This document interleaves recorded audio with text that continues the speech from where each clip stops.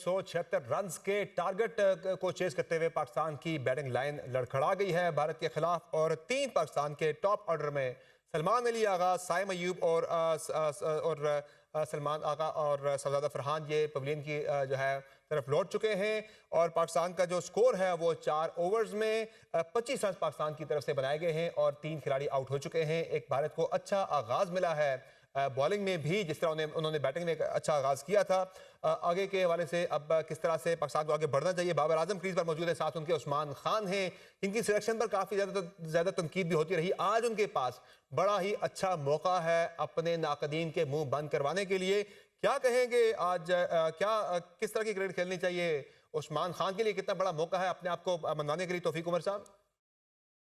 बिल्कुल, अभी तक जो हमने देखा है कि हम लोग सिर्फ बाउंड्री की तरफ देख रहे हैं, हमारे स्ट्राइक रोटेशन की तरफ बिल्कुल वो जा ही नहीं रहे।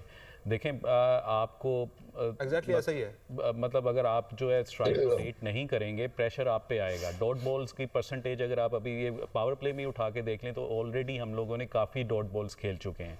तो ये चीज़ जो है, ये जब तक आप देखें उनकी बैटिंग में फ़र्क ये था कि वो एक आध बाउंड्री लगती थी और उसके बाद वो स्ट्राइक रोटेट करके ओवर जो है वो 9 से 10 में फिनिश होता था। हम लोग क्या करते हैं, और ये अब से नहीं है, ये हम जो पिछले भी आप मैचेस उठा के देख लें, इवन एशिया कप में भी हम यही गलती कर रहे थे कि अगर हम एक आध बाउंड्री लगाते भी थे उसके बाद फिर हमारा ओवर जो वो फिनिश होता था वो 6-7 पे ही होता था, क्योंकि उसके बाद फिर आप डॉट बॉल्स की आपकी परसेंटेज बहुत ज़्यादा होती है। तो अभी डॉट बॉल्स का प्रॉब्लम है यहाँ पे। देखें, स्पिनर्स जो है ये जैसे जैसे बॉल थोड़ा सा पुराना होगा यहाँ पे स्पिनर्स मुश्किल करेंगे।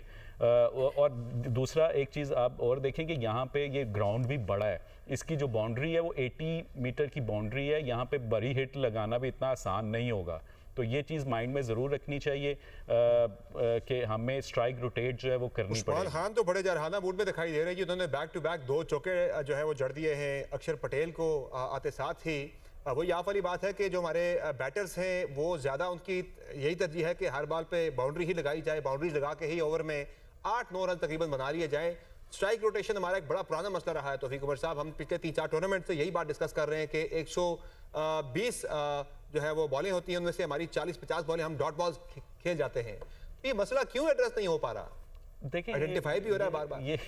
ये तो चीज़ जो है ये ऑब्वियसली ये तो हमारे जो कोचेज़ हैं उनको इस चीज़ को फिक्स करना पड़ेगा। और अगर वो नहीं कोई ऐसे प्लेयर जो आपको वो नहीं अगर स्ट्राइक रोटेट में बेहतर हो रहे हैं वो, तो ऑब्वियसली फिर आप किसी दूसरे को लेके आएँ।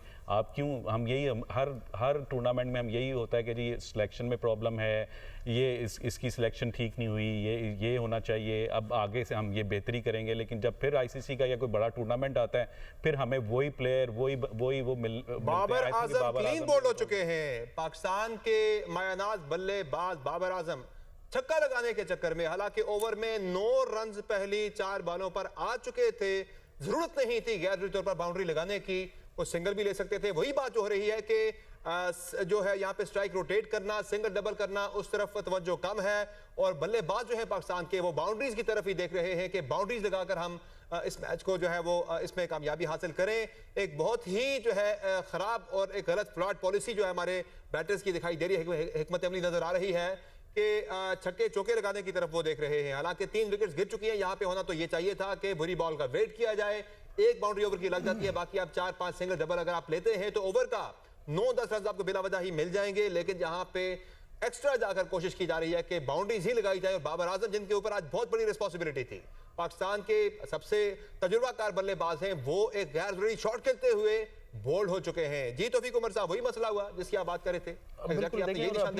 अभी ये शॉट मतलब जरूरत नहीं थी इसमें, आपको 9-10 रन इस ओवर में ऑलरेडी मिल चुके हैं। आप उस्मान से, क्योंकि आप एक सीनियर प्लेयर हैं, आप अपने उसको स्ट्राइक रोटेट करके उसको चांस लेने दें, आप थोड़ा सा मैच को लंबा तो लेके जाएं। लेकिन ये चीज़ जो है ओबियसली अब बहुत मुश्किल हो गया है, क्योंकि हमने जो बात की थी कि पावर प्ले जो बड़ा इंपॉर्टेंट रोल प्ले करेगा, लेकिन वो हमने अनफॉर्चुनेटली विकेट्स भी हमने गंवा दी हैं और उसमें रन्स भी नहीं हुए, उस पर रन्स भी नहीं हमने किए। तो आई थिंक अब जो है मुश्किल ज़रूर होगा, लेकिन वही क्रिकेट में आप कुछ भी नहीं कह सकते। कोई भी एक प्लेयर हमारा कोई ऐसी इनिंग्स खेल दे और मैच में हम वापस आ जाएं।